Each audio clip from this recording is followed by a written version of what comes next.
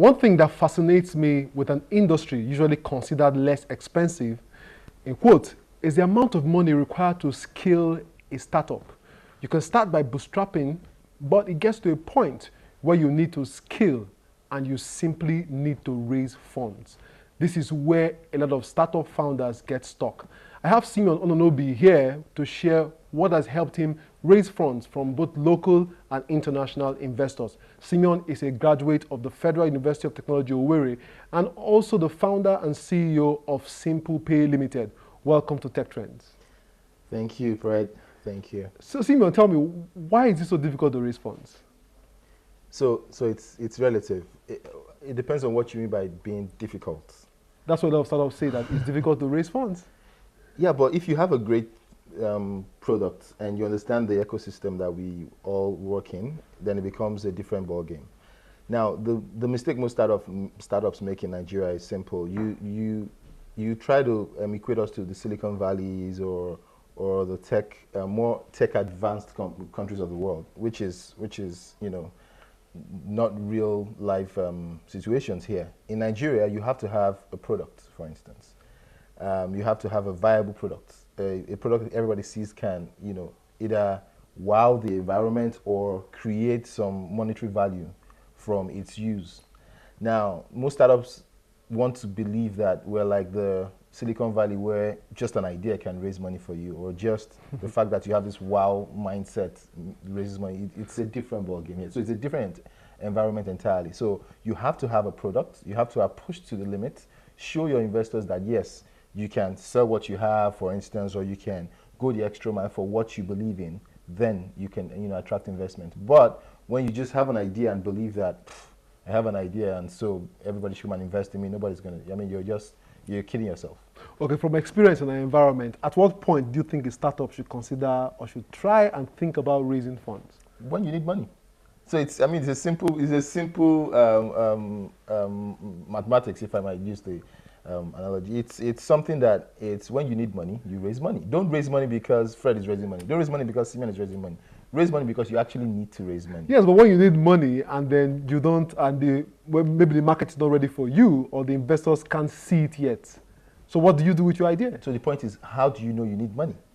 So you must have tested the environment. You must, for instance, money should be more for scalability. It shouldn't be because I have an idea. That is what works around here. So it's not what we see everywhere else. I've been opportunity to travel around the world, and I've seen that other ecosystems around the world, you can raise money by just having a great idea. Yeah. So you have a tech trend idea. It's a great idea. And investors can see, okay, this guy has a great idea. He has great motivation. He's good looking. He can wow the people on air and all that. Maybe I can put in my money and see, feedback. But here it's a different thing. So people hear Series A, Series B, seed funding and all that, and they think it is the same thing out there. It's not. Yeah, so yes, those series, please take us through each of them.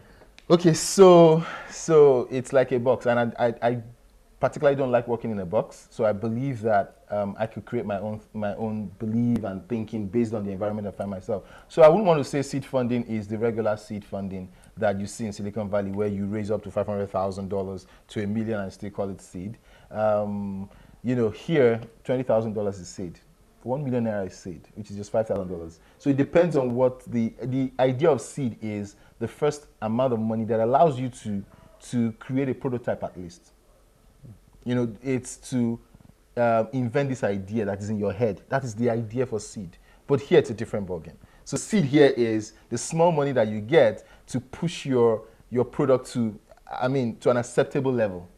So you have this great idea, you've launched a laundry service, for instance, and it's gaining momentum. So you need money to, just take it away from, say, assuming you live in Ikeja, take it away from Ikeja and take it to the next suburb. That is seed in the Nigerian context. But in America, the idea that I just want to have a laundry service and I get money for starting a prototype of that is seed. So there are two different ball games here, just like Series A, where they say you must have raised $3 to $7 million. Here, Series A is it's a far cry. So yes, for me, seed is what it is because I've gotten to the level I am. But for other people, seed is a different ball game entirely. So I wouldn't say let's create the same mindset you have in Silicon Valley, where seed is you get the first set of money from family, friends, blah, blah, blah, and you start this business and all that. It's a different stereotype here. It's not the same thing. Okay, but I'm worried, and you want to know why I'm worried? Why? There are a lot of foreign money within our local ecosystem. How can we change that? Mindset. So the other day I heard that Walmart is coming to Nigeria. I was asking, why would Walmart be coming? Why can't some, smart guy start up a chain of stores and all? Yeah, because Facebook is worth more than Walmart. So why would someone want to start Walmart? Exactly. So the fact is, for me, it's not about that. It's about the fact that they see the viability in our environment that we don't see. So people see the fact that Nigeria is a growing concern and a lot of activities around Nigeria. You can change a lot of things. I was talking to a friend of mine some days back, and he was like, "Wow, that he's from America, and he's like he could do a lot of things here. He could start up even a pencil factory and become a billionaire. He could start up a matchstick factory and become a billionaire." That's what the foreign investors are seeing. They're seeing a situation where Nigerians don't even know that we need these things and we need to go into these things. So because they don't care, they can roll up their sleeves and dig deep into the market and sell consumer products even to the little people. Nigerians want to be superstars even before we start anything. So it's first starting from mindset. If we can change the mindset and get local investors to see that, yes, I mean, I'm an oil tycoon. I've made so much money. Let me divest and reinvest that money back here with capable hands to handle this. But who are those capable hands? Are they really capable hands? Are we just doing it because Simeon has started a startup and he's sort of becoming known, then let me start up a startup? No, the idea should be, there's a problem here. I can fix this problem. Then if I fix this problem, people can now start seeing the fact that, okay, this guy is going somewhere and they can put in money. And the foreigners are seeing that more than local guys. But let me ask you, do you think you were able to scale up your startup as a result of the experiences you got locally or internationally? I would say internationally. Because, I mean, I didn't start today. So I've had a lot of series of failed startups that people don't really talk about in media. But it's helped me understand that it is not about the wowest product you have. It's not about the great product you have. It's the fact that you can actually reach the finish line. So, and winning the competition I won, which was a global competition, actually gave me that mileage and showed me to the world that, yes, there's something coming out from Africa and people can invest. And funny enough, after I got that investment, now local people are looking at me because a foreign guy is trusting this Nigerian guy. Why can't we trust them? And it's the same mindset that I see around. And I hope that it changes. I hope that local investors can see that we have great minds. I mean, we have a Richard Quest here. Why do I have to invest in Richard Quest there? So, but it still shows, the onus is on us, the youths, the startup, the founders, to make ourselves marketable, make ourselves worth investing in. Stop thinking about the crazy ideas of becoming a billionaire. Start from becoming a Tanzania.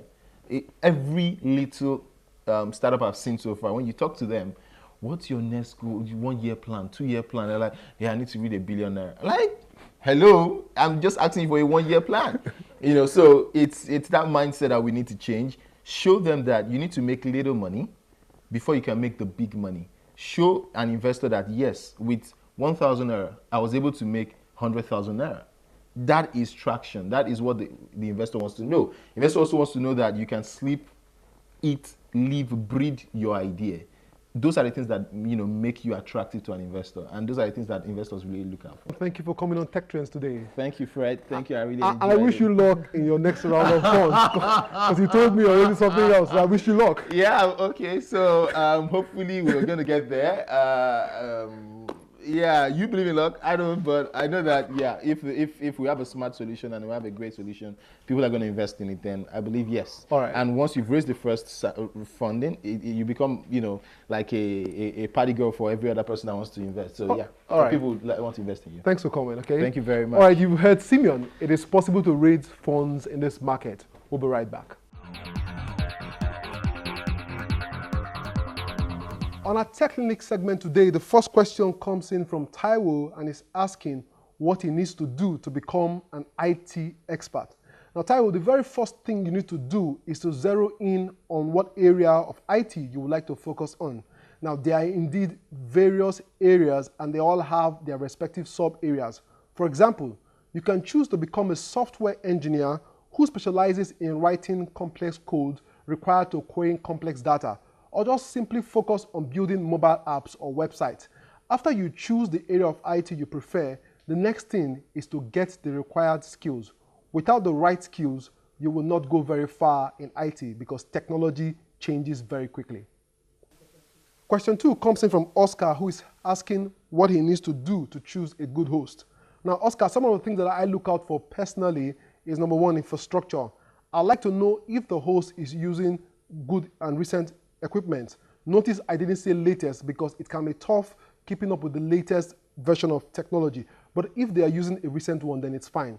And second thing I look out for is support. Some hosting providers can turn out to be a thorn in your flesh once they receive payment. So you should find out how supportive they are, especially if you are from Nigeria. These are the 2 most important things I look out for when choosing a host. This is where we draw the curtain on today's edition of the show. Please follow us on social media at Tech Trends TV. Remember, you can watch the entire edition of this show on the Channels TV YouTube page. My name is Chukwemeka Agbata. Until I come away again, stay innovative.